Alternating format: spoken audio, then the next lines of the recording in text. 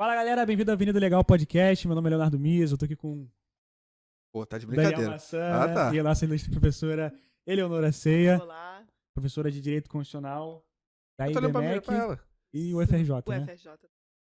Professora, a gente Maravilha. queria agradecer a sua presença. Ficamos muito felizes quando você aceitou o convite. Acho que tem muita coisa maneira que a gente pode falar aqui, Claro. trazer um pouco mais de informação e, bom, discutir aqui, conversar. Obrigada a vocês. Vamos lá, Léo. Hoje vamos falar sobre um tema de constitucional, Sim. que são o conflito de normas constitucionais, né? Uhum. Então, inicialmente, se você pudesse descrever alguns princípios da Constituição, pra gente depois começar a debater e entrar efetivamente no tópico. Tá. Primeiro, assim, né, bem legal o tema, porque dá margem e também portas ali pra gente discutir, né, sobre questões atuais e práticas, né, não ficar só numa teoria. Uhum. Imagino que, né, o intuito aqui seja até levar essas questões do direito para um público mais amplo, né? Isso. Então, assim, você bem básica, né, para que a gente consiga ali dialogar com esse público mais abrangente. Primeiro, eu acho que é importante a gente assim, contextualizar a elaboração da nossa Constituição, né, que até esse ano faz 35 anos. E é uma Constituição que vem num período de redemocratização, após ali mais de 20 anos de um regime fechado, um regime militar, ditatorial, e, portanto, é, sim, uma Constituição que a gente chama de analítica, né? Ela é extensa, ela é eclética, ela combina ali valores, né? Até muitas vezes antagônicos entre si. Então, se a gente assim, tem um cuidado de ler ali os primeiros artigos, né, da nossa Constituição, a gente já vê ali vários princípios, né, que é um tipo de norma jurídica aberta, ou seja, que ali enuncia valores que sejam basilares ali para uma sociedade democrática, como pluralismo, dignidade da pessoa humana, bem-estar, livre iniciativa, valorização social do trabalho. Então, são ali ideias basilares para se construir uma sociedade, e aqui no nosso caso, num período de redemocratização. Princípio, portanto, é isso, né? Quando a gente fala aqui no nosso campo do direito de princípio, é uma norma, né, aqui no nosso caso positivada, escrita num documento que está ali situado no ápice, né, no topo da pirâmide normativa, que enuncia um valor básico àquela sociedade que está se instaurando com a elaboração daquela Constituição.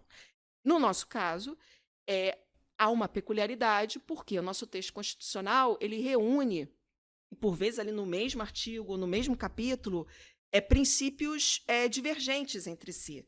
Então, por exemplo, quando a gente pensa ali no princípio da livre iniciativa, né, que é ali um princípio assim de, muita importância para a iniciativa privada, a gente tem ali bem junto um princípio de valorização social do trabalho, que é ali já um princípio de ordem social, econômica. E isso é um reflexo do que foi a nossa Constituinte de 87 e 88, que reuniu ali vários grupos sociais, cada um com uma demanda diferente, né? O setor privado, movimentos sociais, sindicato, igreja, políticos de várias, né, matizes ideológicos. E o texto da nossa Constituição reflete isso. Ou seja, é um texto extenso, com uma ampla gama de princípios, inclusive princípios antagônicos entre si. Então, quando isso é posto em prática, né, e principalmente no nosso campo aqui do direito, numa resolução de caso concreto, enfim, ali a gente visualizando mesmo, né, uma resolução de um litígio ali por um magistrado, isso é, sim, ali, de fato, né, uma grande probabilidade de se estar ali numa resolução de um conflito entre esse tipo de norma jurídica, entre princípios jurídicos. E aí a gente tem toda uma doutrina que desenvolve técnicas para resolver esse tipo de conflito, porque não é um conflito que se resolve como se fosse ali, enfim, né, um conflito que a gente chama entre regras jurídicas. Porque a regra jurídica, que é um outro tipo de norma jurídica, é ali uma norma jurídica fechada, que tem um destinatário específico, que tem um objeto específico. Então, assim, resolver conflito de regras, que a gente aprende em introdução ao direito, quando a gente começa aqui a faculdade de direito, é bem mais tranquilo, até um exercício lá de aplicação daqueles princípios de antinomia de resolução de norma. Então, qual é a norma mais recente? Quer dizer, a gente começa ali, qual é a norma de maior hierarquia, se tem ali uma maior, né, de maior especificidade, e a mais recente. Pronto. E aquela, portanto, né, que prevalece, a outra, né, é considerada ali inválida. Não pode ter duas normas contrastantes, né, no ordenamento jurídico. Isso não se aplica num conflito entre princípios, né? Porque, assim, num caso concreto, né, assim, que é muito, muito, talvez, assim, comum aqui, né? Um caso em que a liberdade de expressão esteja em conflito com o princípio da intimidade ou da dignidade humana. Não pode se resolver assim, né? Não, aqui a dignidade é inválida, vai prevalecer a liberdade de expressão. E são princípios, são valores basilares. E aí a gente tem uma outra técnica, que é a da ponderação, né? A partir ali do princípio da proporcionalidade, que a gente tenta equalizar ali os interesses em conflito, né? Isso é muito comum aqui no direito brasileiro, porque a nossa Constituição ela é repleta de princípios, e como eu falei, assim, muitas vezes antagônicos entre si. Maravilha. Justamente com essa importância da ponderação desses princípios, a gente vê alguns casos concretos com essa balança cada vez mais presente. Por exemplo, o caso do Léo Lins, não é? Isso, Se você quiser comentar um pouco sobre. Assim, o caso do Léo Lins, ele traz uma discussão que é o que a gente chama de caso difícil, né? Ainda que, enfim, né, na minha percepção, não há muita dificuldade ali, mas na teoria, na doutrina, a gente chama de caso difícil. Porque é a aplicação da liberdade de expressão artística no campo do humor. Né? E o humor, a gente sabe que, primeiro, é algo subjetivo. Né? É muito comum, né? Sei lá, você achar graça de uma piada e eu não achar. Né? E tem ali, joga muito com sarcasmo, ironia, né? No dia a dia, em todas as situações. Exatamente, né? Então é um campo que se tem que ter ali muito cuidado quando se observa ali uma restrição à liberdade de expressão. Sim. A liberdade de expressão, né, que abarca ali a liberdade de atividade artística, que seria ali o exercício, né, desse caso concreto do comediante, ela é um princípio assim extremamente basilar de qualquer regime democrático. Sim. Então a ideia que se parte é assim, olha, é realmente assim um exercício de um direito fundamental que não deveria ali comportar restrições, né? Só que realmente, né, a gente tem uma leitura aqui, pelo menos no direito brasileiro, da qual eu sou de acordo, né, de que há sim, né, tem que ser ali um direito fundamental, uma liberdade que há de ser restringida. Isso é muito claro na nossa Constituição. Isso realmente, por vezes, a gente ouve, né, opiniões assim, não, é um direito absoluto, é um direito que não comporta restrição, mas a gente abre o texto da Constituição e vê, por exemplo, a criminalização do racismo. Quando a nossa Constituição criminaliza o racismo, ela está nos dizendo assim, com todas as letras, estou restringindo a liberdade de expressão. Quando protege intimidade, vida privada, ela está nos dizendo, estou restringindo a liberdade de expressão. Quando o nosso Código Penal tipifica vários crimes contra o Estado Democrático de Direito, é a nossa lei dizendo, estou restringindo a liberdade de expressão. Então, é da nossa cultura jurídica, tá bom? Vamos colocar assim no marco de 88, a ideia de se restringir a liberdade de expressão em nome de um regime democrático. Porque se a gente pensa assim em termos, né, de democracia, a democracia ela desenvolve ali inimigos próprios seus, intrínsecos, né? Que é essa ideia das liberdades absolutas. Então, o regime democrático, nesse entendimento, poderia ali propiciar pessoas a se expressarem e manifestarem contra a própria democracia. Por isso a ideia da restrição, né, dessas liberdades. O caso do Léo Lins, né, assim, a piada em si, né, sobre o fato histórico, né, inegável, de pessoas terem sido escravizadas, violentadas, né, aqui no nosso passado, né, colonial. Quando ele propõe um humor, né, que leva exatamente ao público satirizar, então, ali a violência contra pessoas e em razão da sua etnia, né, o nosso direito diz, isso tem que ser restringido, isso tem que ser criminalizado, punido. Né? Há quem entenda que não, há quem entenda, né, isso é uma opinião que a gente escuta muito, né, de que, olha, aquele era um espaço de humor. As pessoas sabiam que tipo de humor ele fazia, que é exatamente esse humor, enfim, que trata ali de minorias, né? E pronto, então não há de se criminalizar. Mas esse que é o ponto da nossa reflexão. Então, nós vamos ser uma sociedade que permite que pessoas façam graça, para quem achar graça disso, né? Ali trazendo a custa de sofrimento, né? Reforçando de pessoas. estereótipos. Exatamente, né? Que seja ali com, enfim, né? A questões de população étnica ou pessoas com deficiência. Então é isso. A gente quer realmente uma sociedade que a gente diga, não, isso é humor, né? Ali sendo objeto ali algo intrínseco a essas pessoas. É uma indagação. À luz da nossa Constituição, não é a ideia. A gente não quer construir uma sociedade desse tipo. Então, portanto, ali a restrição à liberdade artística dele, né? O que não houve, o que não dá para dizer que houve no caso dele, né? Que isso eu também ouvi à época, que houve censura. Isso tecnicamente é errado, né? Porque o que é a censura? É a restrição prévia. É um controle prévio, né? Dele, Exato. No caso, foi posterior. É isso, né? Se houvesse assim, uma lei no Brasil, olha, não pode fazer qualquer tipo de quadro humorístico sobre, enfim, fatos históricos, ou etnia, ou qualidades intrínsecas de pessoas, de minorias. Isso seria censura. Uhum. Mas não há, até porque a própria Constituição proíbe esse tipo de restrição prévia. Então, deixa-se a pessoa falar, né? E se o que ela fala se manifesta é contrário ali, né, o que nós entendemos por democracia, que é a vontade da maioria aliada, né, à proteção de minorias, há de ser restringido, limitado, ou até mesmo criminalizado, né? Então, mas os casos de humor são muito... sempre são ali os casos mais difíceis, né? Por lidar ali com a subjetividade, com o sarcasmo, com a ironia. Apelo popular. Exatamente, né? Às vezes, assim, tem que se ter muito cuidado como ocorreu o caso concreto, né? Onde. Então, isso tudo é levado em consideração quando se faz ali, né, a ideia do equilíbrio, né, do seu pensamento. Já vi muita gente falando que o humor ele leva ao pé da letra essa parte da liberdade, justamente. E eu acho que é por isso, inclusive, que chega até esse limite. É literalmente o limiar entre liberdade de expressão e, muitas vezes... a ofensa, né? Exatamente. E eu acho que o que tem que ser ponderado também, além disso, sei lá, que condição foi feito, para quem foi feito. Exato. Não nesse argumento de que a pessoa já sabia que eu ouvia aquilo. Não, até porque cai no colo de quem não ouvia, não gostaria de ouvir também. Exatamente. Mas, sim, acho que o humor ele é realmente uma coisa muito complicada de... É muito complicado, né? E, assim, esse argumento que se traz em defesa dele, do humorista, né? Que, assim, estava num espaço dedicado ao humor. Ele não estava ali numa sala de aula, né?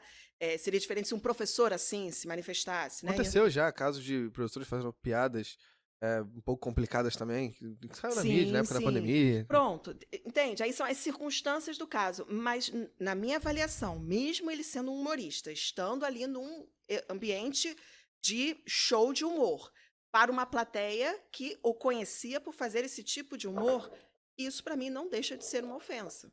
Não vai ali, não. Então, ponto, né? Ali não é ali um ato de discriminação ou até mesmo de racismo. Para mim, isso não desconfiguraria, mas é uma argumentação que se traz em defesa dele. Não sei se ele chegou a judicializar essa questão, né? Mas o vídeo foi retirado, né? E pronto. Acho que, né, foi assim que foi finalizada a história. Eu também não acompanhei muito depois, não. Justamente por ser tão subjetivo, como é que é feito esse controle pelos juízes, pelos tribunais? Aí, Léo, realmente a gente tem que ter uma certa atenção. Por quê? Toda essa questão que envolve conflito entre princípios ou direitos fundamentais é uma situação de restrição de direitos fundamentais. A gente, enfim, né, numa situação de resolução de conflito entre direitos, um será restringido em favor do outro, naquele caso concreto. Exatamente. E aí vem a pergunta, assim, né, até pensando num contexto democrático. Quem, como tem a legitimidade de restringir um direito fundamental?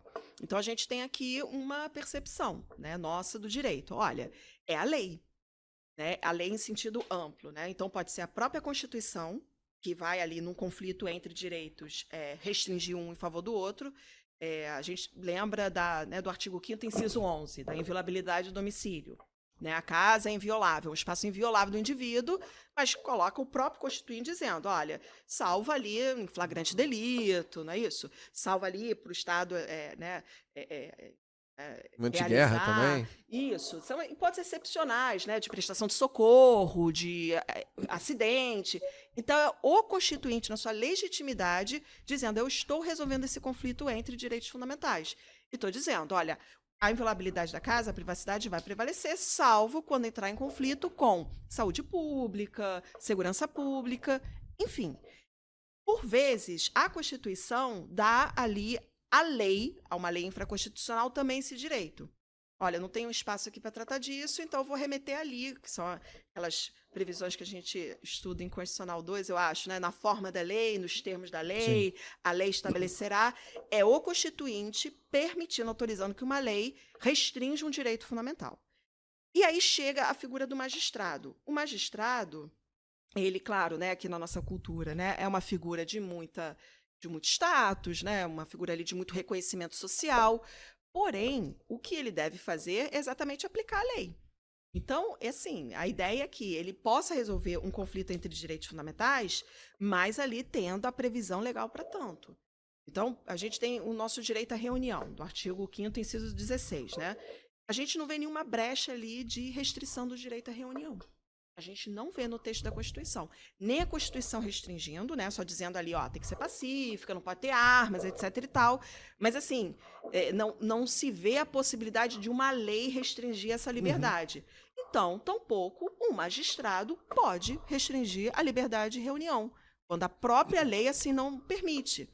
Então, assim, essa questão, né, quando entra em jogo, né, ali a subjetividade, ou questões até assim morais, né, da pessoa, do magistrado na resolução de um conflito, para que não haja problemas de seletividade, ou até mesmo de injustiça, né, ou de excessos por parte do juiz, para mais ou para menos.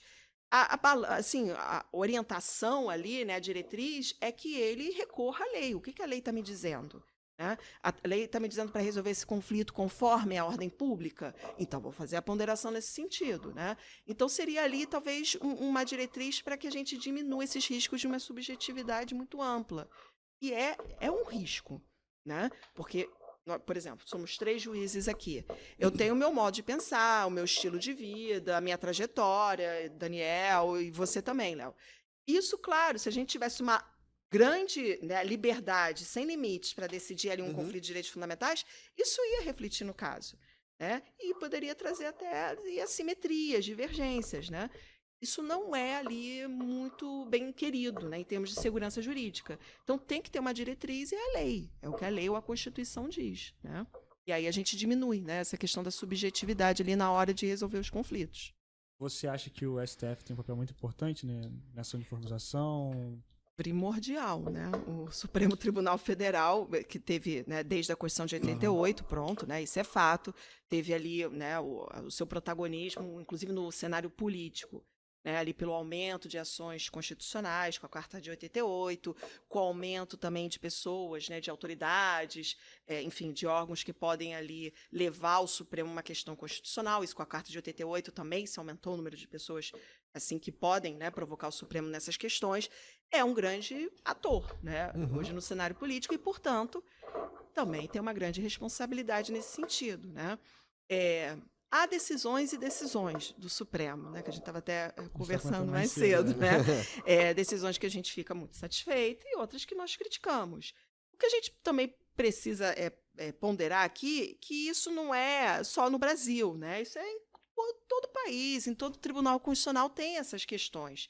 O que talvez, assim, a responsabilidade do STF lhe traz, e talvez isso fique ali um pouquinho na falta, é uma falta de critérios, né, para se decidir ali determinada questão. Né? Se a gente pega assim, questões de federação, né, de conflito entre competências entre os entes da federação, né? A gente, né, estudando ali uma linha jurisprudencial ao longo dos anos do Supremo, a gente não vê um critério. Né? Olha, sobre esse tema aqui é a União a decidir, ou é o Estado, o município, e isso traz, de novo, problemas de insegurança jurídica. Então, assim, o Supremo, sendo esse protagonista, sendo o órgão de cúpula do judiciário, sobretudo aqui na nossa cultura jurídica, que é uma corte hipervisibilizada, né? Devido ali a teve justiça, a gente querendo concordar ou não, há de se ter uma responsabilidade nesse tema de conflito entre direitos fundamentais, né? Que foi quando ele teve a decisão ali paradigmática do caso Elvanger, né, em 93, que aí foi quando o Supremo realmente, né, tabulou, olha, a liberdade de expressão não é um princípio absoluto, não é um direito absoluto. Quando ele, recentemente, né, acho que é o mais recente ali, de 2019, da criminalização da homofobia e da transfobia, eles nos dizendo, olha, a liberdade não é absoluta, há de ser restringida. Então, cumpre um papel importante, tá? E, na minha avaliação, assim, em termos de resolução de conflitos, ainda que haja uma crítica ou não, cumpre. Para dar o exemplo, para dar a referência como órgão de cúpula do judiciário, né, brasileiro. Será que em algum momento, não sei, pode ser muita viagem agora, mas será que em algum momento pode ter um conflito entre princípios que, sim, seja quase impossível de solucionar? Porque não é algo tão sério como tua liberdade de expressão e minha autonomia. Sim. Mas você acha que é possível chegar nesse nível de conflito? Assim, quando a gente trata de conflitos muito difíceis para serem resolvidos, né, por exemplo, os que envolvem o direito à vida, né, a própria lei ela já resolve, né? Agora, claro, assim, conflitos entre liberdade de expressão são sempre muito, mas muito difíceis, né? Mas eu não acho que, assim, juridicamente falando, né, não é possível. Todo conflito há de ser resolvido, né? O que a gente sempre, assim, tem a preocupação que sejam conflitos resolvidos com base numa técnica, né, que é a aplicação do princípio da proporcionalidade, que é a ideia ali da proibição de excesso, né? Então, assim, de novo, se a gente está numa situação de, né, entre direitos fundamentais, qual é a ideia? Um direito fundamental vai ser restringido em favor do outro. E a ideia de restrição de direitos fundamentais não é agradável, nunca é agradável, mas é ali realmente o necessário para resolver o conflito. E aí diz essa técnica da aplicação da proporcionalidade. Olha, o Estado vai, ok, vamos aqui, né, por meio da figura do magistrado, restringir esse direito fundamental. Mas, olha, que não seja excessivo. Então, que seja ali razoável, que seja ali o menos invasível possível, a restrição, que seja uma restrição que traga, né, se possível, mais benefícios do que malefícios a todos os envolvidos. Então, assim, todo conflito, ao meu ver, vai ser resolvido, mas o importante é aplicar uma técnica, né? E essa técnica que se traduz nessa ideia de que o Estado vai restringir um direito fundamental, mas sem excesso, sem arbítrio, que é o que a gente fala que é a teoria dos limites, né? O Estado tem ali a competência de limitar um direito fundamental, tem a legitimidade, inclusive, de limitar um direito fundamental, mas esse seu poder de limitar um direito fundamental, ele próprio é limitado. Senão a gente teria um Estado, né, excessivo, arbitrário, o que o direito não quer, né? Então, para mim, todo assim, conflito não vejo, né, ali, até o vida contra vida, né, esses bastante excepcionais. A gente tem a técnica para ser aplicada e resolver, né? Eu tenho um que na minha cabeça é muito difícil, que até hoje eu penso sobre que é a liberdade de imprensa contra a possibilidade da intimidade, da intimidade. Sim. Até hoje eu fico, às vezes, pensando, cara, tem algumas coisas que acontecem que são absurdas. Sim. E até, como você fala, até mesmo de pessoas famosas e tal. Que são invasivas, assim, ó, você meio que, quando você se publica, você vira uma pessoa pública, você acaba tendo esse direito restringido e claro. Mas você vê algumas consequências práticas, né, nas vidas dessas pessoas que, às vezes, chegam a ser gigantescas, né? Quando a gente fala disso, né, no curso de Direito, e como não há censura no Brasil, o estrago vem. Então, assim, como não pode se censurar a imprensa, e vem uma imprensa, né, marrom, sensacionalista, vai ter a liberdade ali de, enfim, devassar a vida de uma pessoa pública, né, de, enfim, constrangê-la. O estrago está feito. Depois vem a aplicação da lei. Enfim, né, como a gente entende que deve ser restringida ali liberdades, né, de imprensa e de expressão.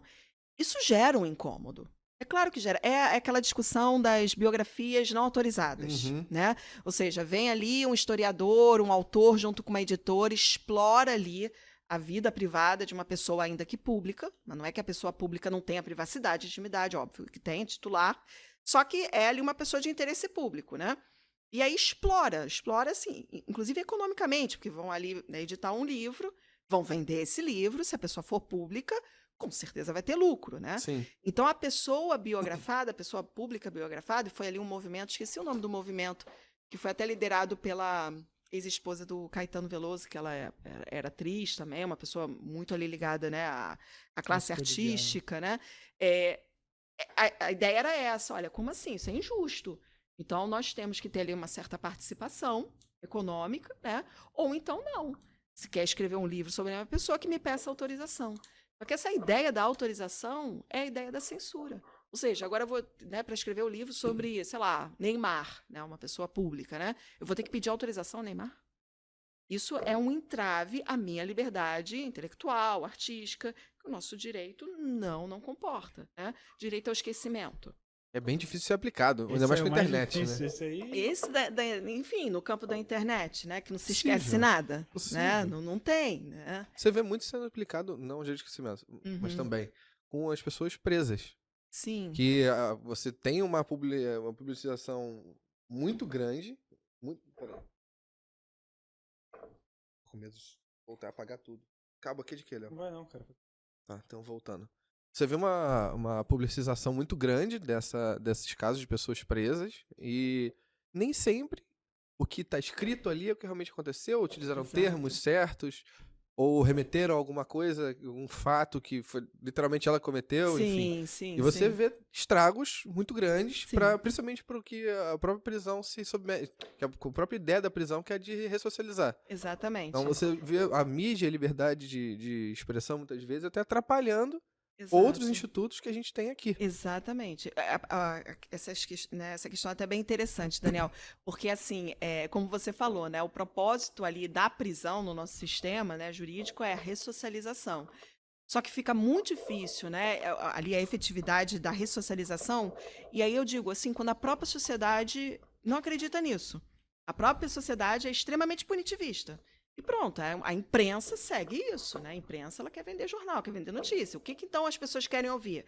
Querem ouvir explorar ali a pessoa que cometeu o crime, né? Trazer toda essa ideia de que ela vai ser perversa para o resto da vida, né? Está cometendo crime ali de forma, né, continuada para o resto da vida, ainda que já tenha ali, cumprido a pena. Então, esses casos assim extremos que a própria opinião pública, talvez, a maior parte da sociedade esteja contra, né?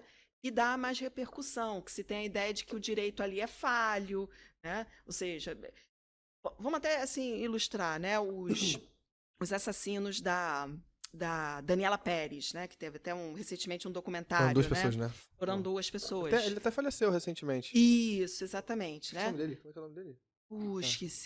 Esqueci também. Mas eles cumpriram a pena, né? E quando saíram da prisão, tiveram ainda uma superexposição ali da mídia, da imprensa. O que, assim, não é o que pode ser, porque são ali, enfim, né, uma história de interesse público, mas, de novo, tem limites, né? Mas a própria sociedade quer explorar isso. Então, assim, esses conflitos entre liberdade de imprensa e a vida privada de uma pessoa, até o próprio princípio da ressocialização, então, assim, são dificílimos. Muito dificílimos. Esquecimento também. É difícil de aplicar na prática. Extremamente. O que se pode tentar ali é minimizar a exposição de uma pessoa na internet, mas completamente esquecê-la não Agora dá. É impossível. Né? Sobretudo quando lá o fato da vida privada que ela quer ali, né, tentar não estar exposto ao público, seja de interesse público. E aí vem um choque. Sim. Né? E aí, conforme o Supremo Tribunal Federal, né, nesse choque, o que prevalece é o direito de interesse público de informação. Então, assim, talvez o pessoal, assim, os meus colegas do direito privado, né, não fiquem ali muito contentes com esse tipo de decisão. Talvez no meu campo, que é do direito público, constitucional, que dá ali, talvez, não uma maior atenção, né, mas que a própria natureza ali do ramo do direito, que é essa viés pública do interesse coletivo, já talvez entenda melhor, né, essa decisão do Supremo, né, porque é na linha mesmo do interesse coletivo, de ser informado, né, de, enfim, né, as pessoas terem, sim, né, ali conhecimento de fatos históricos, de fatos privados da vida de uma pessoa pública, né? Qualquer tipo de excesso que se cometa se resolva depois. Né? É esse o incômodo que se gera, porque é o resolver depois. Antes, por meio de proibição, ou, sei lá, né, a ideia de autorização, isso tudo o nosso ordenamento não comporta. Até parece que em alguns casos a primeira sentença que se sai é pelo jornalismo. Depois que a gente vê como é que vai fazer aqui. Exatamente. O que lá já ficou a publicação há tempão. Exatamente. Já aconteceram casos, você botar Xzinho, pessoa X é tal cargo de tal pessoa. Sim. Aí quando você vai ver, não era, sabe? Não é desse jeito que funciona, ou trabalhava com outra coisa que não envolvia, enfim. Exatamente. Se conecta muito, né, com uma discussão que estava ali no início do ano, mas muito assim, em destaque aqui no Brasil, que era o PL das fake news. Né, a regulação, né, das plataformas digitais, ou enfim, né, como assim, ou empresas de tecnologia, porque a lei ela abarcava ali nesse marco regulatório WhatsApp, Telegram, né, que são ali plataformas de troca, né, de mensagens instantâneas, mas também as outras plataformas digitais, né? E a ideia é a seguinte, né, que é muito ali liderada pela figura do ministro Alexandre de Moraes, né? A ideia é que são empresas que lucram efetivamente com a circulação de qualquer conteúdo na sua plataforma, entre os seus usuários. E a ideia é que, se estão lucrando ali com a circulação de conteúdos ilegais e criminosos, elas devem ser responsabilizadas. Então, muito uma analogia que ele, assim, quando participava de palestras, né, ele utilizava. Olha, se aqui na vida real, né, no mundo físico, né, uma pessoa lucra ali sabendo do cometimento de um crime, né, isso no mundo real ela vai ser responsabilizada. Por que não isso no virtual? Qual é a diferença? Né? O direito aplicável é o mesmo. Então, há de se ter, sim, uma regulação nesse sentido, no sentido da responsabilização. Não vai ser ali uma restrição prévia, tá? O que, né, se critica no projeto de lei é isso, é o risco dessas plataformas começarem, até com medo ali de serem responsabilizados por meio da aplicação de uma multa, começar a restringir demais o que os usuários ali, né, postam como conteúdo. Né? Mas, de novo, o próprio projeto oferece alternativas para isso. Olha, há de se ter uma justificativa, porque da retirada do conteúdo, há de se ter ali um direito de defesa. Então, assim, foi um outro tema, né? Eu te escutando, por isso que eu lembrei, que foi muito mal debatido entre as pessoas aqui no Brasil. Eu acho que foi um projeto de lei que foi ali aprovado no Senado muito rápido, né, anos atrás, chegou na Câmara, também não houve um amplo debate na sociedade, e aí traz essas né, compreensões, né, dizendo ali que traria risco de censura, e, assim, quem lê o projeto de lei verifica que não. E a própria lei, o projeto, dá ali mecanismos para que não haja isso, né? Ou seja, o usuário começa a ter ali, enfim, né, extremamente restringido o que ele posta ou deixa de postar. Não é a ideia do projeto de lei, é apenas isso, a responsabilização de empresas que lucram muito, né, com a circulação de conteúdos, inclusive criminosos. Até bom a gente ter regulamentação sobre isso, porque algumas redes sociais, a gente viu muito isso de um tempo atrás, né, que aplicavam normas internas, que muitas vezes eram normas um pouco discricionárias para remoções de conteúdos. Sim. E muitas vezes você não tinha como reclamar. O YouTube fez muito isso, né?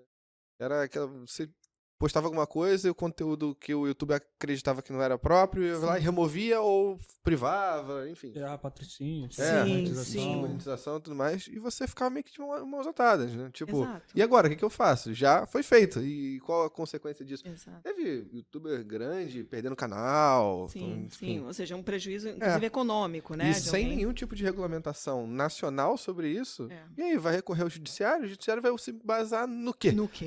Se não há lei. Né? É porque a ideia da regulação, né, de qualquer tipo de mídia, isso já foi uma discussão de anos atrás, da regulação da mídia aqui no Brasil, de trazer os meios de comunicação uma maior responsabilidade no que informam, porque às vezes desinformam, manipulam. E sempre foi ali, né, quem era crítico a essa ideia, ali, há risco de censura. Só que esse risco de censura, eu até posso concordar, pode existir, quando for ali uma regulação, uma lei, né, propondo essa regulação, mal feita. A lei está mal feita, ok, pode ter esse risco.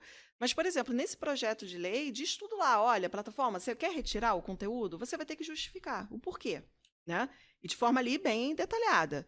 Então, você vai ter, usuário, eu estou tirando por isso, baseado na lei tal. Ainda assim, o usuário vai ter o direito de defesa, tá? E qualquer tipo, pedir ali, enfim, indenização por qualquer tipo de dano que isso ali lhe traga. Então, nesse sentido, ao meu ver, né, a regulação é boa, ela é, assim, positiva, né? E tem que ser, aí de novo, só tem que se ter um debate público muito, muito melhor do que está tendo para se desfazer essa má compreensão de que a regulação é sinônimo de censura. Não é. Países, inclusive, extremamente liberais têm lei de regulação de mídia e de plataforma digital. Então, eu acho que isso que é um pré-requisito. Olha, a gente quer discutir regulação de meios de comunicação, de plataformas digitais. Bacana. Primeiro, você tem que ter um debate.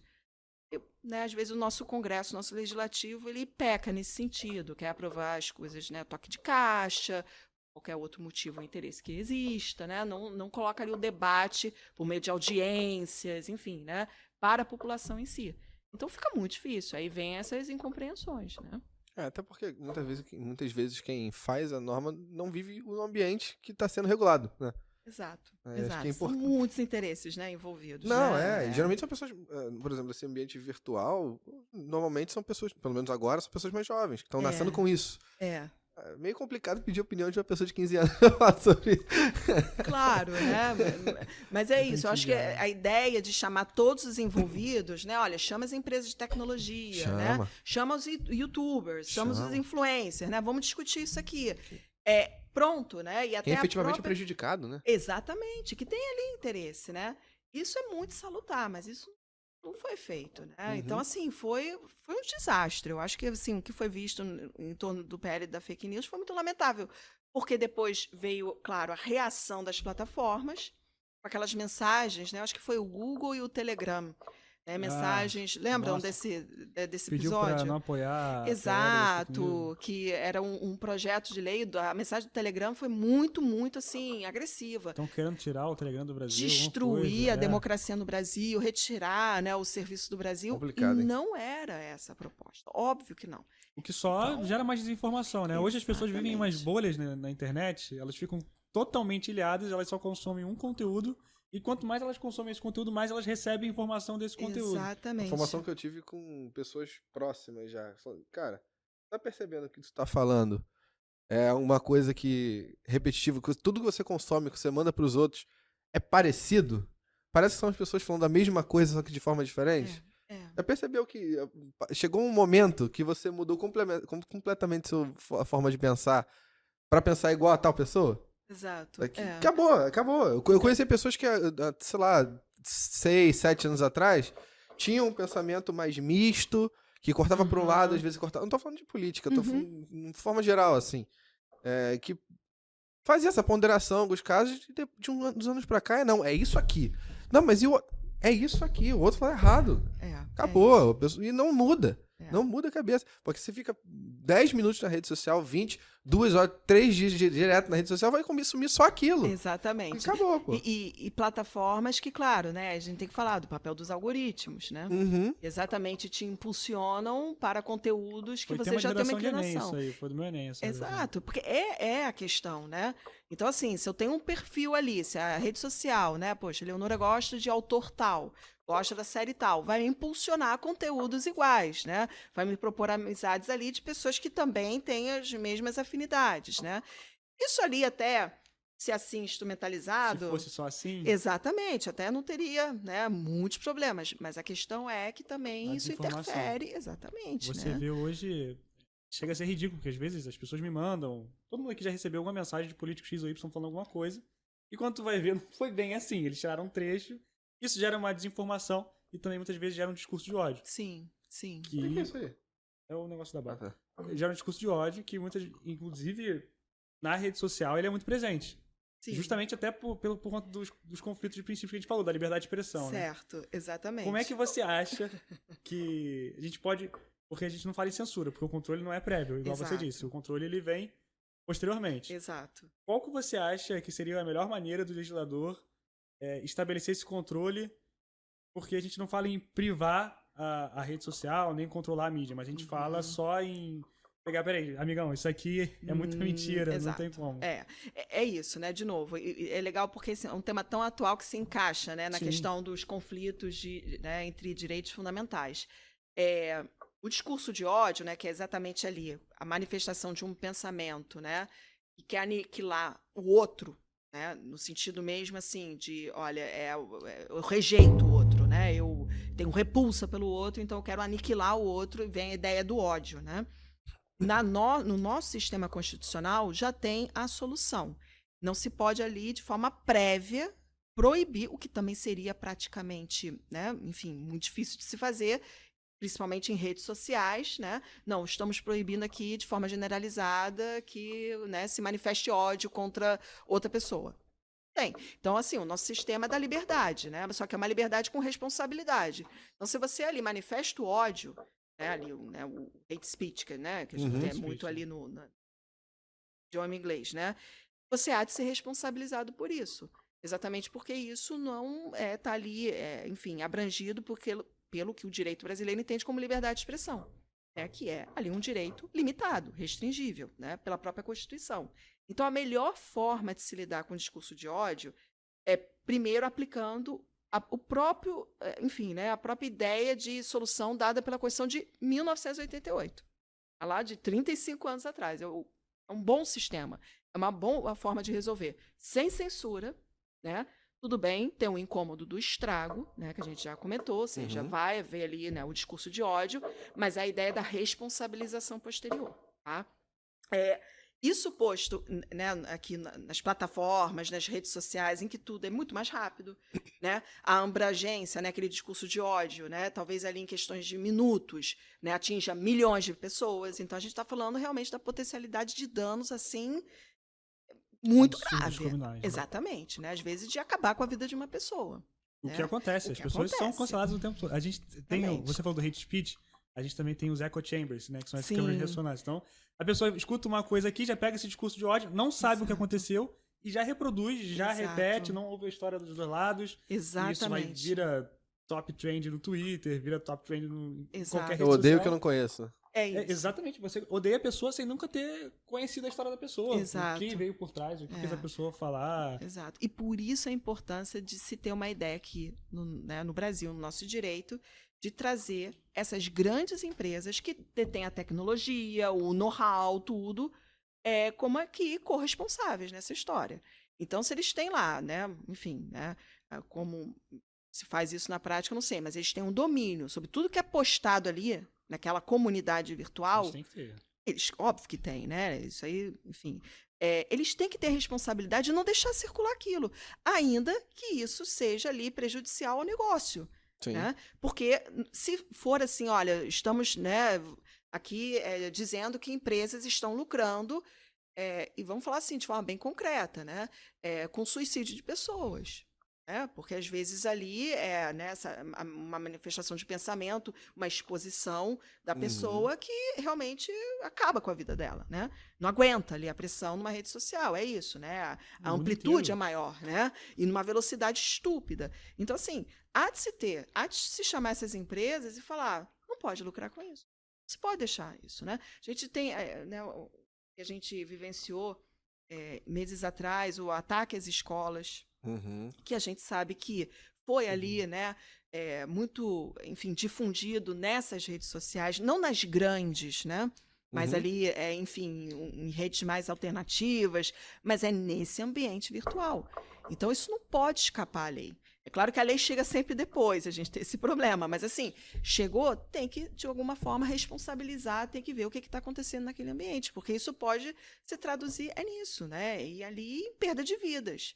Teve o caso recente do Discord, eu não sei se a senhora viu. Isso. Que tinha um grupo, aí os meninos administravam esse grupo, faziam chantagem emocional com as pessoas. Vou mostrar tal foto pro teu pai, pra tua mãe. Exato. E as pessoas eram expostas ao ridículo. Exato, exatamente, né? Pode ser alguém que fale assim, Léo, mas isso sempre existiu. Mas não nessa intensidade da rede social. Não nessa magnitude. Não assim, realmente assim, o dano é muito maior. Né? A bullying, enfim, esse tipo de coisa, de constrangimento sempre existiu. Mas não agora no ambiente virtual que você dá. Exatamente. Exatamente. E é um argumento para mim que também não é válido. Sempre existiu, então tudo bem? Vamos deixar rolar? É isso? Não. Só a gente olhar para falar essa história que a gente sabe que não, né? Pronto, né? Então, assim, não é um argumento que eu acho que seja ali validado, né?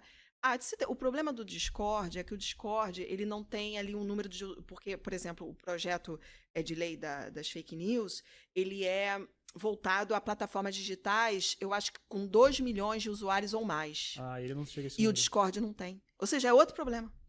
E mesmo se fosse, o Discord também é uma rede social quase sui generis em relação a Instagram, a TikTok. Eu não conheço. O Discord, ele é uma plataforma mais de fala. Que é um exemplo, o Skype. Ele leva mais para o Skype. São salas que você ingressa e lá você pode falar por texto ou por voz. Você tem servidores, né? Você entra no servidor, aí nesse servidor pode ser de um jogo. Aí tu vai ter lá várias salas de voz, aí você pode entrar nessa sala de voz para conversar com pessoas que você não conhece na vida, ou por mensagem mesmo. Perfeito. É uma rede social muito prática para quem joga, ela é muito boa, assim, nesse sentido. Mas como eu falei, você entra numa sala, num grupo, e provavelmente tem pessoas de pensamentos muito parecidos que se juntam para fazer o que seja, o que quiser. Não necessariamente para jogar, pode só para conversar, enfim. E esse tipo de grupo pode ser criado também, como qualquer outra rede social, né? Exatamente. Legal vocês terem falado isso, né? Porque essa comunidade gamer, né? É uma comunidade, assim, que merece ser muito estudada. Por exemplo, deveria se trazer pessoas dessa comunidade para o debate público. Uma regulação de plataforma digital. É outro mundo, né? Porque até um rapaz foi preso, né? Nesse contexto, né? Muito novo, né?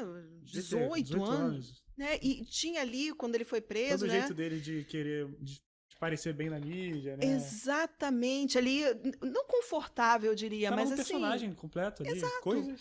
Exato. Né? E não via a gravidade, ele eu não tinha percepção. É terrível. Incrível, Daniel, assim, eu vi uma criança, entrevista. Cara, 18 anos. E assim, eu não tive o que, assim, elaborar, porque me pareceu, assim, uma pessoa tão desconectada com o que estava acontecendo. Ele estava sendo preso por crimes gravíssimos. Por ficar nessa bolha, né? Exatamente. Às vezes não só isso. A gente também pode... sei lá, eu não conheço ele, não sei quem é, nada do tipo, mas pode ter uma questão psicológica também envolvida. Pode. Mas esse é o ponto. Eu acho que isso tem que ser trazido ao debate público. Entendeu? A gente tem que conhecer isso. Quando a gente pensa ali, vamos elaborar uma lei que regule esses espaços. Tá, mas quem faz parte desses espaços? Quem está ali atuando? É um rapaz de 18 anos? Quem vai fiscalizar? Você não precisa ter 18 anos para criar um servidor no Discord. Exatamente. Então, nem 15, nem 16. Só você criar a conta e criar o servidor. Exato. Então, assim, e por vezes o legislador, vamos de novo aqui ilustrar, que eu acho que é importante, quem é o legislador brasileiro? É um homem, né, branco, né, vamos lá, com todo o seu perfil social. 50 anos de idade. 50 anos lá, tá numa geração que completamente desconhece essa geração gamer, sei lá. Ele é o cara que vira pro filho e pede ajuda para abrir o WhatsApp no computador. E como é que vai, então, elaborar ali, né, enfim, né, pensar um projeto de lei que para afetar, claro, de forma positiva esse espaço, né, tão distante dele. Então, de novo, é a importância, a lei sempre chega tarde, e por isso a importância de se abrir o debate a todos esses segmentos aqui envolvidos, o que a gente não faz no Brasil. Correr atrás da responsabilização também. Exato. Você acha que... Acaba caindo na mão do judiciário depois. A pergunta que eu faço em quase todo episódio desse podcast. Você acha que o Brasil ainda está muito atrás comparado com os países da Europa nesse tipo de regulamentação? Não acho. Nesse termo... Toma aí o eurocentrista. Não acho. Não acho realmente, assim, em termos de regulação de redes sociais. De redes sociais. Até porque nesse contexto a Europa é muito mais atrasada que a gente. E tem até uma outra percepção, são muito mais conservadores. Exatamente. A querida professora Chiara de Tefé, não sei se vocês tiveram... Ela poderia aqui dar uma aula sobre isso, né? Ela, enfim, faz parte do ITS, do Instituto de Tecnologia e Sociedade aqui no Rio, e estuda muito essas questões. E nós somos, assim, vanguardistas, né? Com o nosso Marco Civil da Internet, né? A nossa Lei Geral de Proteção de Dados, né? Ela é extremamente completa. E, claro, sempre essa elaboração dessas leis... Exatamente, foram leis ali, né, que teve a participação de pessoas especialistas nesse assunto, teve um diálogo muito forte com, né, as leis europeias nesse sentido, as leis da União Europeia nesse sentido. Então, assim, não estamos atrás de forma nenhuma. Eu acho que aqui na nossa região sul-americana, eu acho que somos aqui vanguardistas, estamos bem ali como referência. Estive recentemente na Argentina, até para falar do projeto de lei das fake news, né? Eles lá não têm qualquer tipo de proposta de lei, ainda não atingiram esse patamar de discussão. O nosso problema não é o estar atrás. Eu acho que a gente está num momento bom, só que é isso, é a falta de debate público, é claro, é a força econômica estupenda dessas grandes empresas que faz influenciar ali junto do nosso legislativo, junto dos nossos, né, os poderes. Exatamente, né? São os entraves que também não são exclusivos do Brasil, né? Ali países também da Europa, né, enfrentam. Não acho, né? Eu acho que realmente nesse ponto a gente está bem assim tranquilo nesse sentido, né? O debate em si só tem que ampliar. Só tem que ampliar o debate. Até porque essas novas tecnologias estão surgindo agora. Não tem como a gente tanto prever e construir coisas que a gente não sabe nem como vão funcionar. Exatamente, exatamente, né? É esse o problema do direito, que a gente sempre está ali, né? Um pouquinho, ou até, né, um pouco defasado. Mas quando a gente chega, né? E nesse campo do direito e tecnologia, eu acho que a gente tem assim um time, né, tanto na academia quanto na advocacia, assim, de primeira linha, de pessoas altamente assim informadas, instruídas, formadas para tanto. Agora, não é suficiente. Há de se ter ali um poder público, por exemplo, um Congresso Nacional, também aberto a isso. Venham participar aqui de audiências, então, no Congresso, na Câmara, no Senado, para debater, né? E, de novo, chamar segmentos que os mais extravagantes e, talvez, assim, estranhos possíveis. Por exemplo, a comunidade gamer. Como é que você acha que esse debate... Você acabou de responder essa pergunta que eu faria, mas esse debate ele seria onde? Seria na Câmara, né? Pronto, todo o projeto de lei discutido ali, né? Primeiro, né, em regra, na Câmara dos Deputados e depois no Senado Federal. E há um instrumento das audiências públicas, em que se chama ali representantes da sociedade civil para dar ali um ponto de vista técnico, né? Olha, é uma lei aqui que fala sobre regulamentação de plataforma digital. O que é a plataforma digital? Há várias plataformas, né, digitais, de várias finalidades possíveis, né? Quem é atuante, né? Quem atua nessas plataformas digitais? Olha, talvez um menino de 7 anos até um senhor. São os gamers. Quem são os gamers? Chega já, né? Ali forma-se uma audiência pública com essas pessoas interessadas no assunto e pronto, se põe o debate. E a partir desses debates, que aí depois vem a elaboração técnica da lei. Isso ia ser muito maneiro de assistir. É isso. Ia ter algumas bizarrices. Claro, né? Eu queria ver um representante do Instagram e em 5 minutos depois, um cara que joga Ragnarok, joga Free Fire. A dancinha do TikTok falando sobre como é importante. É muito importante. Isso seria... E olha, a gente tem aqui no Brasil a TV Senado, a TV Câmara. Sim. É que a gente não assiste. Definitivamente. Né? Eu assisto, assim, quando o assunto me interessa até profissionalmente, eu assisto as audiências. Tem coisas todas boas são agora, televisionadas. Tem algumas coisas muito interessantes muito sendo votadas interessantes. Tem as audiências públicas, ou seja, olha como é que a gente está até bem. Já acontecem. Só que a própria população não tem conhecimento, né? Mais fácil compartilhar um negócio errado, é mais fácil. Exato, né? Não, vou ficar ali vendo TV Câmara por 2 horas, vendo... Não, né? Então, assim, há de se ter um interesse também social de participar disso, o que a gente não tem, não é da nossa cultura, né? Então, assim, eu acho que é um problema muito sério, que a gente tem que, assim, pôr na mesa. Para todo tipo de proposta legislativa, há de se ter um debate prévio. Se chega lá no Supremo, né? Como a gente viu essa semana, né? Uma discussão de uma questão social de, assim, extrema visibilidade e importância para a nossa sociedade, né? Ali o porte da maconha, né, para consumo pessoal. Há mecanismos ali também dentro do Supremo, que são as audiências públicas, os amigos da corte, que é exatamente o nosso judiciário dizendo, olha, sociedade civil, venha junto e queira debater essa questão constitucional aqui com a gente, antes de nós decidirmos. Então, a gente já tem ali os mecanismos, né? O que falta, talvez, ali é um estímulo, né? Uma maior promoção desses mecanismos. Porque tem que ter o debate público. Sem o debate público, não funciona. Não vai funcionar. Ainda mais com uma coisa tão recente. Exatamente. E ainda mais num ambiente de desinformação agressivo hoje em dia, né? E é disso, de pequenas má incompreensões que depois se geram um problema. Somente nesse debate daria para ver o quão desconexo algumas pessoas ainda são com esse tema.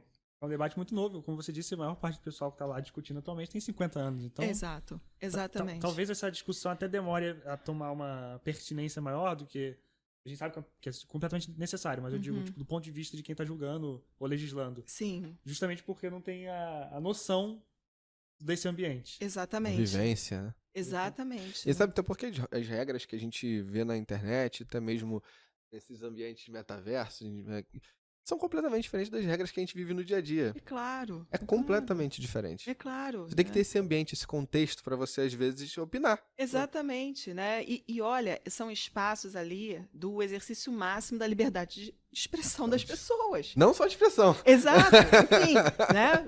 Vamos lá, né? Da nossa autonomia, do desenvolvimento da nossa personalidade, que são ali princípios, assim, basilares de toda a ordem democrática.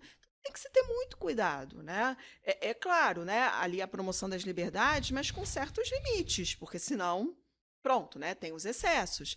Mas como é que se vai regular um espaço do qual a gente desconhece?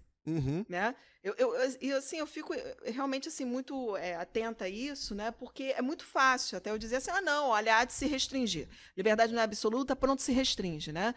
Mas tem que ser ali também ver a melhor forma de se restringir. O texto da lei vir de uma forma não agressiva, talvez, para uma comunidade gamer. Né? Há de se ter essa sensibilidade. Porque é fácil ofender, hein? Imagino. Né? Assim, o que a gente sabe. Qualquer uma. Que a gente sabe ali, né? Do que eu pouco sei, né? Muito fechada, são pessoas que pensam da mesma forma. Como a gente fala nas redes sociais, cada vez mais fechadas. Pronto. Se você pega também um grande representante da comunidade gamer, ele vai trazer isso para a comunidade vai aceitar de um jeito muito mais fácil. Exato. É exatamente isso. Exato. A repulsa às pessoas que, na teoria, não te entendem. Isso. Tem muito essa ideia eu vejo muito essa ideia de adolescente, sabe? Meus pais não me entendem.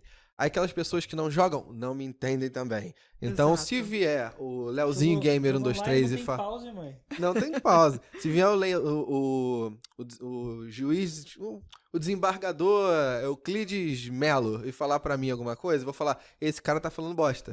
Se vier o Leozinho Gamer 123 do canal do YouTube e falar a mesma coisa, eu vou falar, Leozinho tá certo. Gênio. É isso, né? Eu imagino que nessas comunidades tem ali uma pessoa de referência. Tem várias. Tem, né? Eu tive, alguns semestres atrás, uma aluna que participava, ela jogava online. A gente né? joga também. Olha só a minha ignorância, né? Porque eu sou de uma geração completamente diferente. Ela competia, assim, tem torneios mundiais. Sim. Né? Muito dinheiro envolvido. Exato, né? Muito rentável. E ela me falando, eu gosto muito, professora, mas é um ambiente muito machista.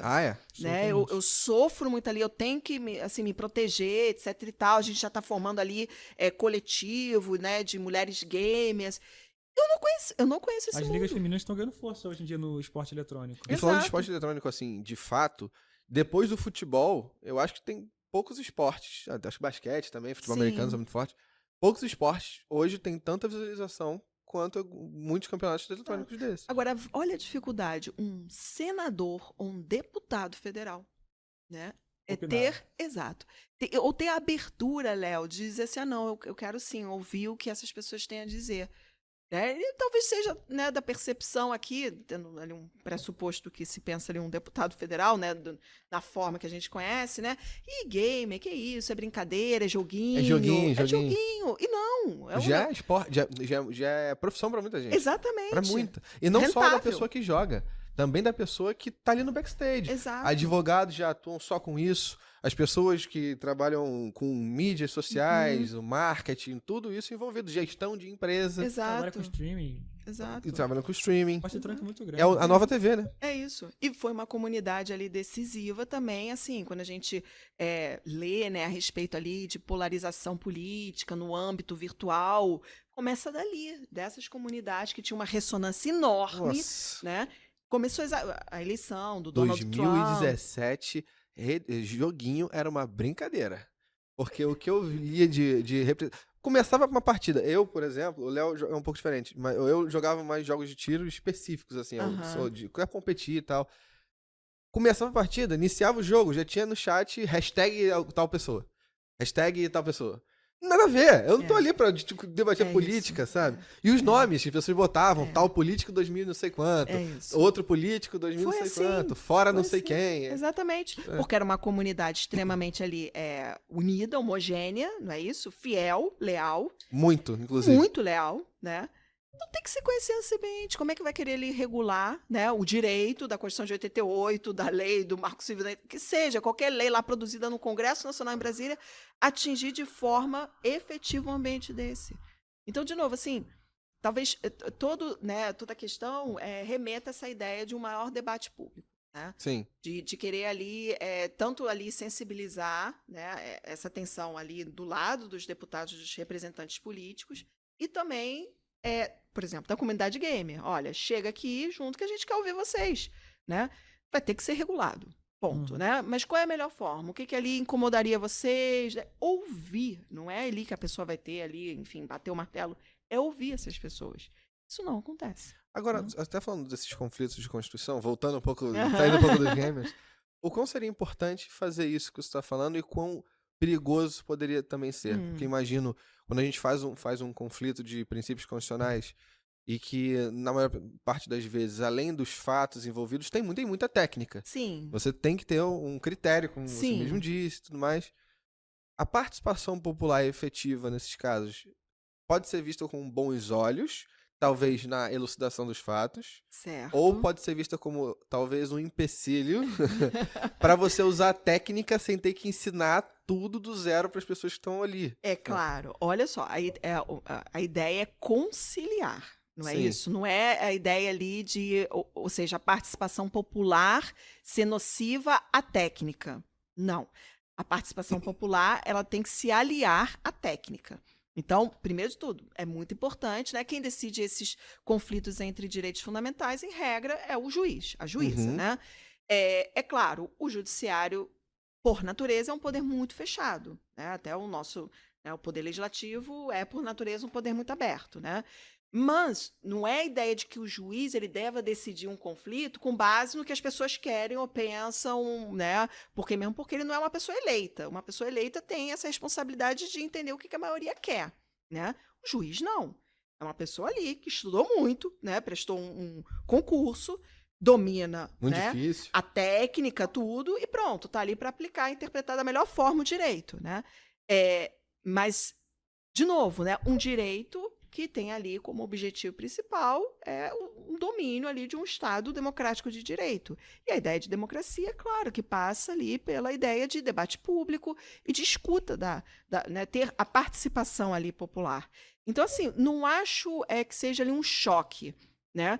Só que se tem que ter exatamente isso, uma pessoa capacitada, né, comprometida com técnica, com conhecimento jurídico, vamos dizer assim, né, de aplicação, por exemplo, do princípio da proporcionalidade na resolução de um conflito entre direitos, mas que é saudável, sim, né, em algum momento, né, isso a gente vê no STF, nas audiências públicas, escutar representantes da sociedade civil. Por que não? Né? Não é que isso vai ser ali contaminar a sua decisão, não. Mas é ali um subsídio. Vamos pensar nesses termos. É um apoio, né? Exatamente ali ouvir, né, a opinião pública ou ali representantes da sociedade civil na questão que está ali para ser decidida, no conflito que está ali para ser decidido. Não determinante, eu acho que é isso, né? Ali a figura até do próprio judiciário, do juiz, tem que ter muita cautela com a opinião pública, porque às vezes a opinião pública ela vem caindo com força. Muito nociva, né? A própria ideia ali de democracia, né? Ou vira de competição, não é conciliação, né? Muitas vezes que a gente vê tem uma coisa e outra. As pessoas já tomam um lado, elas não tentam conciliar. Exatamente. A meu medo é virar... Chama as pessoas para debater, vira aquele evento político de um tempo atrás que é pela família, pela meu cachorro. Pelo meu cachorro Zezé. Não dá. É isso, né? Tem que ter uma argumentação, sim, né? Com base na ordem jurídica vigente, mas isso não impede que se tenha uma participação popular. Sim. Óbvio que não. Essa é tudo ali muito encaixável, eu acho. Muito saudável. Sim. Né? Tem mais alguma pergunta? Acho que... Fala, agregado. Não, eu tenho uma pergunta que, na verdade, vai conversar um pouquinho com o episódio passado, com a Micaela, de Direito Tributário. Bom, em relação aos direitos fundamentais, para o Estado garantir esses direitos fundamentais, com certeza tem que ter um bom equilíbrio fiscal, correto? Então, imaginando uma situação hipotética, o país está numa grave crise econômica, para resolver isso, O país está com taxa de desemprego alta, população em extrema pobreza. E para resolver isso, ele decide adotar uma política de... Como é que é o nome? Tira os flay. Qual Tira as tem, tira gol.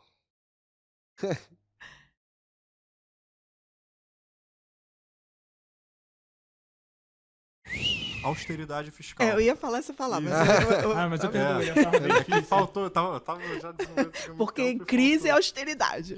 Aí resolve adotar essa política de austeridade fiscal, que acaba cortando significativamente a verba de programas de assistência social, etc. Isso. E eu queria saber primeiro a sua opinião sobre isso e como que você acha que desenvolveria. Vamos lá, né? Eu entendo a ideia da crise e a necessidade do Estado vir, né, anunciar o estado de crise e anunciar também a necessidade, então, de cortes, tá? O nosso problema aqui é histórico, né? Não sei se isso, né? Enfim, não sei a razão, que os cortes são sempre em direitos sociais. Por que não se corta, né? Por que os cortes não são em outros programas, em outros campos, né? Como, por exemplo, assim, enxugar, por exemplo, a despesa de tribunais, ali, verba de gabinete de deputados. Né? Por que se não se atinge essa austeridade fiscal em outros setores? Porque eu até, assim, vamos lá, né? Eu até não gritaria tanto, né? Se fosse assim, olha, temos aqui o nosso orçamento balanceado, né? Nós temos uma boa gestão do orçamento, a gente está ali gastando com cada segmento, assim, de forma bem plausível, né? Então, pronto, olha, a gente vai ter que tomar aqui uma decisão difícil e cortar direitos sociais, tá? Mas não é o que acontece. Não é. Os direitos sociais são sempre os primeiros ali, vítima de uma austeridade e corte de gastos em tempo de crise. A minha pergunta é, por quê? Por que não pensar ali, né, os cortes, a austeridade, em outros campos? Porque é mais fácil. Menos gente reclama. Exato. Entende a lógica? Né? Assim, nós temos desse dinheiro, né? É isso, né? Se a gente tem ali um judiciário, né, vamos lá, né, que é um poder que gasta muito, né, que tem ali, né, um orçamento que pode ser enxutado, né, pode ser ali encurtado, por que não primeiro ir nele, depois em saúde e educação? Porque saúde e educação é sempre o primeiro.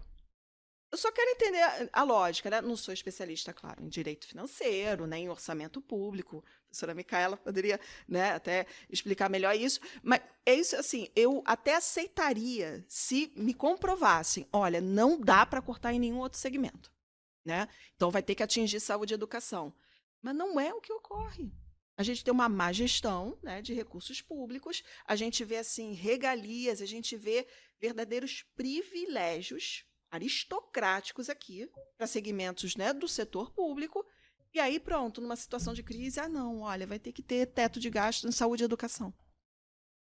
Isso, né, há de se ter uma certa reflexão sobre isso. Então, assim, a minha crítica né, eu não sou contra, em tempos de crise, ter uma austeridade. Não, né, eu acho que eu até entendo a lógica. Mas por que primeiro em direitos sociais? Não faz sentido nenhum. Né? Porque sem saúde e educação não há desenvolvimento. Não há uma sociedade desenvolvida, uma sociedade educada, uma sociedade que produza economicamente, né? Se a gente quer trazer para esse lado. Então, assim, eu só quero entender a lógica. Por que saúde e educação, entre outros direitos sociais, são sempre ali os primeiros que entram ali na faca.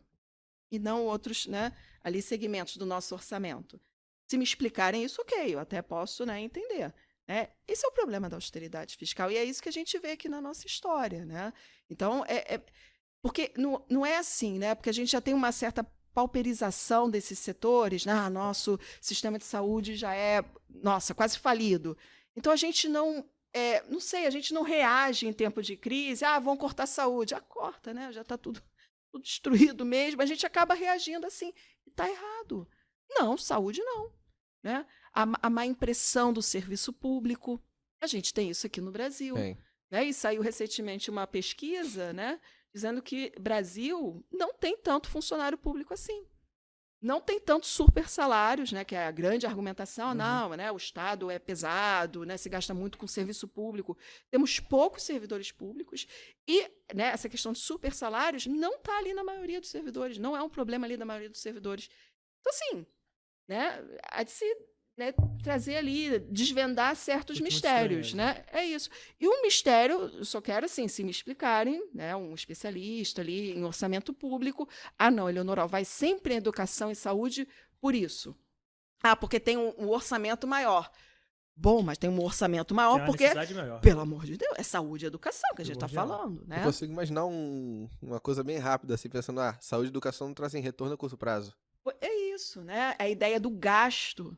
É um gasto sem retorno a curto prazo. Exato, né? Tô gastando e volta no quê? Exato. Volta. Mas não agora. Exato. Então, assim, por que não a gente, num contexto de crise, ser uma oportunidade de a gente enxutar, talvez, ali, aí sim, gastos, talvez em segmentos que não tenham ali uma prioridade de interesse público, né? Porque é isso, é ter que ver o que é o interesse público. Né? Em momento de crise, olha, é o momento perfeito que assim se utiliza para exceder, né, para o arbítrio, né, porque é crise. Então é como se fosse uma justificativa para tudo, né, para o mais difícil de se fazer, impor, por exemplo, um teto de gastos, né, ali a setores chaves do desenvolvimento do país, saúde e educação.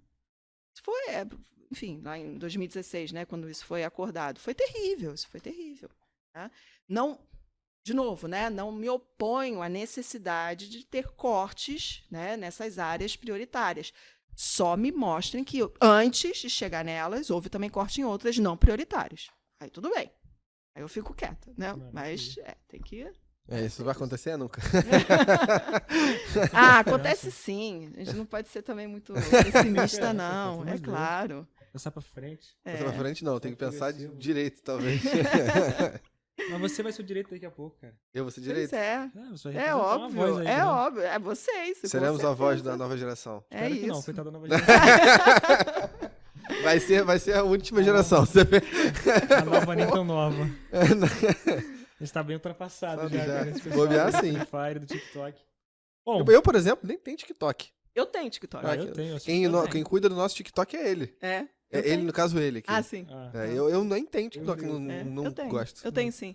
Porque, de novo, né, é isso, é a docência, né, a sala de aula, é isso, o TikTok tá ali. Né? O pessoal dessa geração que entra na faculdade agora se informa pelo TikTok, né?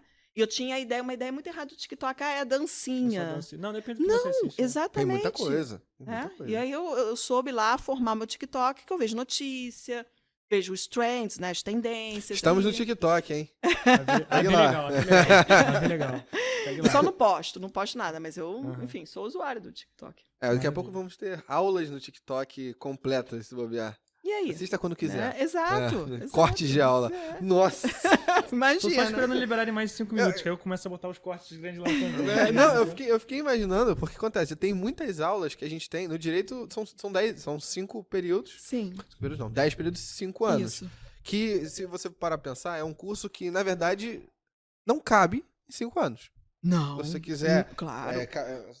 O aluno sai da faculdade de direito saindo bem no básico e ele lá, né? Claro. Todo professor chega falando que queria mais tempo, né? Todos. Minha matéria não dá pra dar em um período, e tem algumas que você vê que, pelo amor de Deus, sabe? Então, o curso de direito não cabe 5 anos. Fico imaginando, se a pessoa não consegue dar, se os professores não conseguem, não é nem por incompetência, porque realmente não dá em 6 meses. Porra, imagina em 10 segundos. Não dá, não em 2 minutos, em vários cortes. Eu sou pessoalmente contrária a isso. Eu acho que tá bom não dar tudo.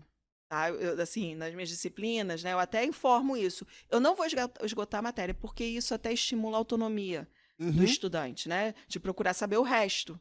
Então, eu sou bem, assim, bem franca. Eu não vou... Como assim? A senhora não vai esgotar a matéria? Eu não vou. Né? E esse parte aqui fica para vocês estudarem. E se eu quisesse, também não conseguiria. Não dá tempo. Não dá tempo, exato. Né? Mas assim, eu não queria lá um constitucional 5, 6, não. E é de novo isso, é muito tempo em sala de aula. Eu acho que há outras formas de aprender fora de sala de aula, como vocês estão fazendo aqui. A gente aprendeu na pandemia que é impossível você ficar mais sei lá, 3, 4 horas simplesmente focado no computador. Pelo menos eu não conseguia. Eu começo a fazer outra coisa. Exatamente. Né? Até porque com a internet na mão, não dá. As possibilidades são infinitas. E o professor tem que se mexer nesse sentido, né? Sair ali um pouquinho, né, da área de conforto, né? Não achar que a aula dele é maravilhosa, porque não existe Nossa, isso. Deve ser terrível, deve ter sido uma maré de sensação de estar dando aula para fantasma. Cara, ali como trabalho, né? É isso, né? Foi horrível. Mas se a gente tem, assim, a preocupação de conhecer o aluno, olha, a atenção não vai durar 2 horas. E eu sei que não dura. Por mais que eu entenda que a minha aula é fenomenal, o que não é, né? Mas posso ter essa percepção. Há de se ter, é isso, encurta o conteúdo, estimula o aluno a aprender de outras formas. Para que ele estiver interessado. Por meio de um podcast, por exemplo. Olha aí. Tá vendo? Olha aí. É isso. Função social do podcast, estão entendendo? Não é uma aula, né? É isso. Não, tem é claro. Acho né? que mais a gente seja fala assistido. Besteira, as pessoas corrigem. É maravilha isso aqui, é o melhor dos mundos. Nossa função é falar merda pra ser corrigido, tá vendo? Exatamente. Eu tenho a melhor função do mundo, eu posso falar. A gente aprendeu muito mais nas provas e nas aulas, quando a gente falou bosta. E o professor falou, pô, tá de brincadeira, e depois deu certo. É isso. Do que quando a gente acertou. Por exemplo, as provas que eu fui bem, lembro de nenhuma. É o que eu falo, eu lembro de todas as questões próprias que me ferrei, cara. Claro. A gente falou isso quando a Fernanda esteve aqui. Quando a Fernanda esteve aqui, a gente teve uma prova dela que ela cobrou uma questão que envolvia criogenia. Nossa. No segundo período da faculdade. Eu tenho que envolver como oriência e eu só errei porque eu não falei dos efeitos sucessórios. Eu não sabia que tinha falado. A pergunta dela, se eu não me engano, era sobre interrupção ou continuidade. Essa não era a pergunta, tá? Sim. Mas eu acho que era a interpretação da questão sobre a personalidade da pessoa que estava em criogênica, né? Ou estava em criogenia. Sim. Congelada. Só que a maior parte das pessoas não sabia nem o que era criogenia. E quando que congela? Tá morto? Tá vivo? Pois não sei. Ok, tá valendo nota ali, mas é uma discussão bem interessante, tá né? Tá morto. Sala de aula é academia, né? Universidade é espaço pra errar. Acabou? Sim, foi quando a gente... Pessoal, problemas técnicos. A bateria da câmera acabou. Mas estamos usando agora a câmera que estava só na professora. Agradecer a professora por ter topado vir participar do podcast. Obrigada. Na certeza de que ela vai retornar. Legal. Foi muito bom. Eu acho que as pessoas que assistiram... espero que tenha assistido tudo. Pode assistir corte também, faz o que quiser. Conseguiu aprender bastante. É um episódio bastante para as pessoas que estão interessadas em refletir.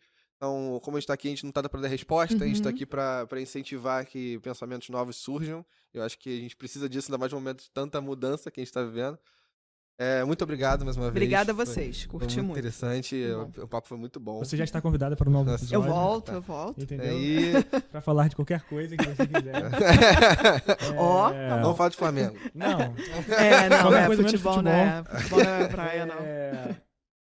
Enfim, foi muito divertida a conversa. A gente saiu um pouco do tema, mas ainda dentro do tema. Acho que não saiu não. Isso debates mais contemporâneos de qualquer jeito. Várias questões ali, né? Você que tá aí, com certeza, é impossível você, nesse último mês, não ter visto nada sobre isso. Nada sobre perdas fake news, nada sobre discurso de ódio na internet, nada sobre princípios. Discurso de ódio que eu tô quase fazendo com o Daniel aqui agora.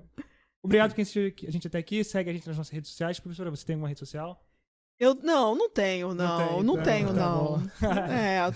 Então segue eu tô a gente nelas dobro, aí. segue a gente no Twitter, no TikTok, no YouTube, no Spotify.